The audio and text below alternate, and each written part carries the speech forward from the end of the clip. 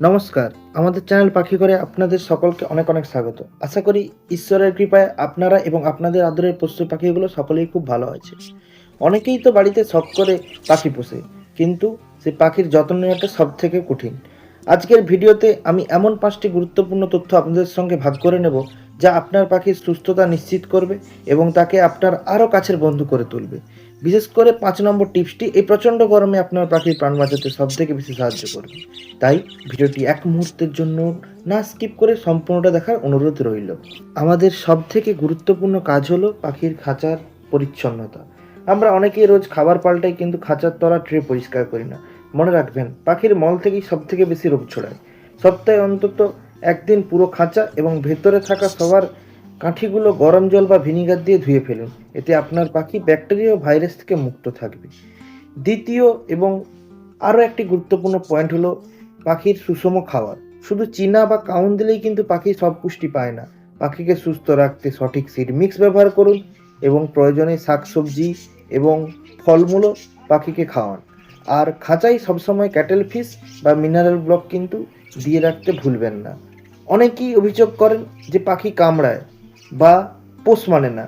মনে রাখবেন, পাখি কোনো খেলনা নয়, সে আপনার ভালোবাসা চায়। প্রতিদিন অন্তত 15 থেকে 20 মিনিট খাঁচার সামনে বসে পাখির সাথে মৃদু স্বরে কথা বলুন।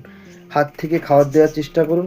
এতে পাখি আপনার প্রতি ভয় কাটিয়ে উঠবে এবং দ্রুত আপনার কথা শোনার চেষ্টা করবে।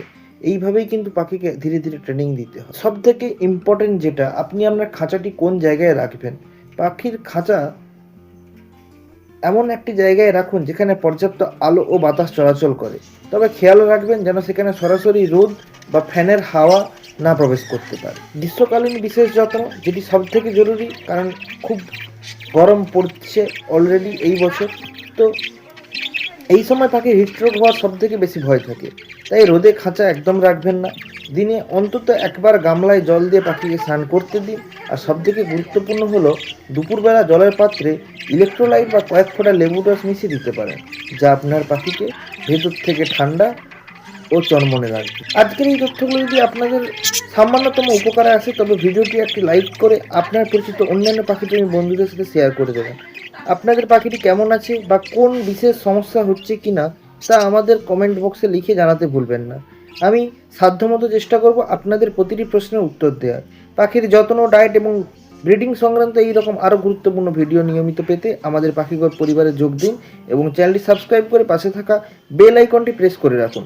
আজকের মতো তবে বিদায় নিচ্ছি। সবাই খুব ভালো থাকবেন, সাবধানে থাকবেন আর আপনার ছোট বন্ধুটির অনেক খেয়াল রাখবেন। দেখা হচ্ছে পরবর্তী ভিডিওতে। নমস্কার।